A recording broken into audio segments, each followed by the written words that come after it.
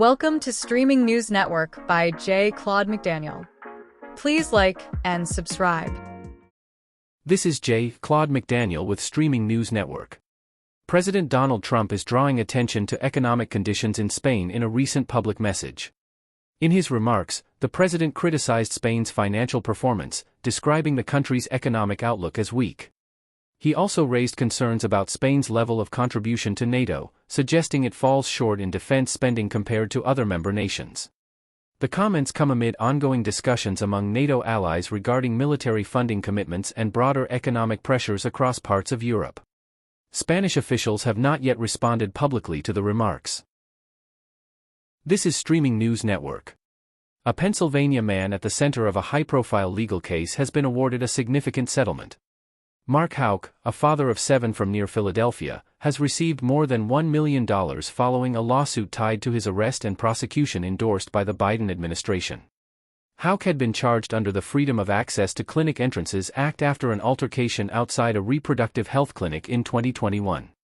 He was later acquitted of those charges in a jury trial in early 2023. His legal team, including the Thomas More Society, argued that the federal response to the incident was excessive, pointing to an early morning raid on his home involving multiple agents. A supporting organization, 40 Days for Life, described the settlement as a victory for free speech and peaceful advocacy. The case has drawn attention amid broader debate over enforcement of federal laws related to access to clinics and protest activity. No further details about the settlement terms have been released. This is J. Claude McDaniel with Streaming News Network. Questions are being raised in New York over transparency among top state officials. Letitia James is declining to release her personal tax returns, even as other prominent Democrats in the state have made theirs public. Kathy Hochul and Zoran Mamdani recently allowed reporters to review their filings, along with State Comptroller Thomas DiNapoli. When asked about her decision, James indicated that her communications team would determine whether the records would be released. A spokesperson later confirmed that her office does not plan to make the tax returns public, instead pointing to required financial disclosure forms expected next month. The issue comes as James continues to respond to past allegations related to mortgage applications, which were previously dismissed in court. The situation has sparked renewed discussion over financial transparency standards for elected officials in the state. This is Streaming News Network. New York leaders are proposing a new tax aimed at high-value second homes as they work to address budget concerns. Governor Kathy Hochul has introduced a plan that would place an annual surcharge on certain residential properties in New York City valued at $5 million or more, if they are not used as a primary residence. The proposal, often referred to as a pied terra tax, is designed to target luxury properties owned by individuals who do not live full-time in the city and may not pay local income taxes. Supporters, including Mayor Zoran Mamdani, say the measure would help close budget gaps while shifting more of the tax burden to higher-income property owners. Officials emphasize that the tax would not apply to primary residences or certain family-occupied properties. The proposal comes amid ongoing concerns about residents leaving the state, particularly higher-income taxpayers relocating to states with lower tax rates. The plan is expected to face debate as lawmakers weigh its potential impact on revenue and economic activity. This is J. Claude McDaniel with Streaming News Network. An inmate convicted in a deadly ambush targeting law enforcement officers in South Carolina has died in custody. Fred Hopkins, age 81, died early Saturday morning at a medical facility operated by the state's Department of Corrections. Hopkins had been serving a life sentence after pleading guilty in 2023 to the murders of Terrence Caraway and Farrah Turner, as well as multiple counts of attempted murder. The shootings occurred in October 2018 when officers arrived at his home in Florence to serve a warrant.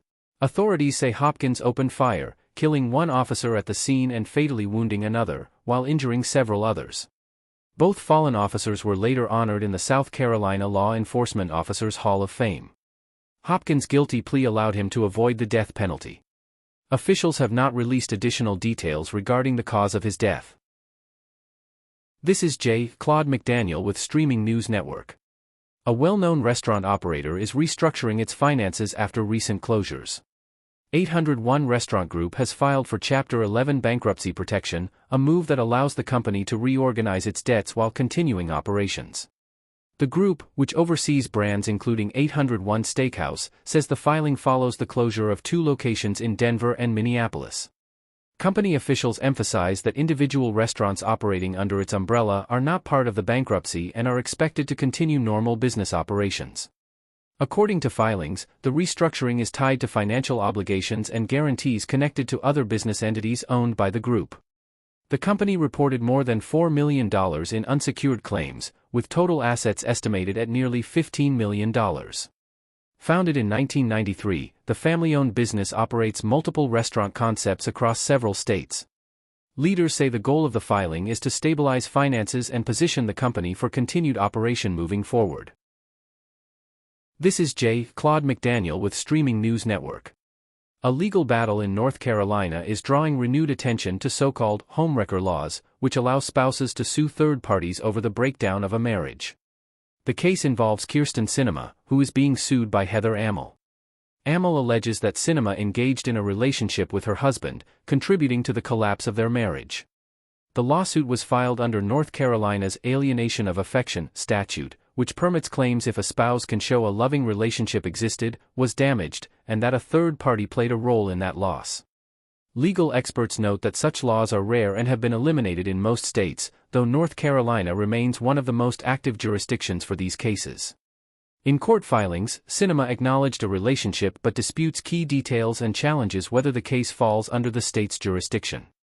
The case comes as some lawmakers in North Carolina push to repeal these statutes, arguing they are outdated, while supporters say they help protect marriages. The lawsuit is ongoing. This is Claude McDaniel with Streaming News Network. New details are emerging about a federal initiative focused on mental health treatment for veterans. President Donald Trump has signed an executive order aimed at accelerating research and access to treatments for serious mental health conditions, including the potential use of psychedelic therapies. During the announcement, Trump said the effort was influenced in part by conversations with podcast host Joe Rogan, who has publicly supported alternative approaches to treating depression and post-traumatic stress. Rogan later confirmed he had shared information with the president regarding emerging therapies, including studies on substances such as ibogaine. The administration says the initiative is intended to address high suicide rates among military veterans and expand options for those with treatment-resistant conditions. Officials emphasized that any therapies would still require evaluation and approval through federal health agencies before broader use. The announcement comes amid ongoing debate over the safety and effectiveness of psychedelic-assisted treatments. New revelations are emerging from the daughter of late wrestling icon Hulk Hogan. Speaking on the Hollywood Raw podcast, Brooke Hogan said she made the decision to remove herself from her father's will prior to his death, citing concerns for her personal safety. She explained that at the time, she feared potential conflicts involving individuals in her father's inner circle and did not want to become entangled in legal or financial disputes. Now, following Hogan's death in July 2025 at the age of 71, Brooke says she regrets that decision, not for financial reasons, but because it left her without involvement in matters after his passing. Hogan died at his Florida home after suffering cardiac arrest and was later pronounced dead at a hospital. Brooke says the emotional impact of distancing herself from the situation has been significant, as she now feels excluded from decisions and information following her father's death. This was Claude McDaniel for Streaming News Network. Thank you for listening to Streaming News Network videos and shorts. Please like and subscribe to our news channel.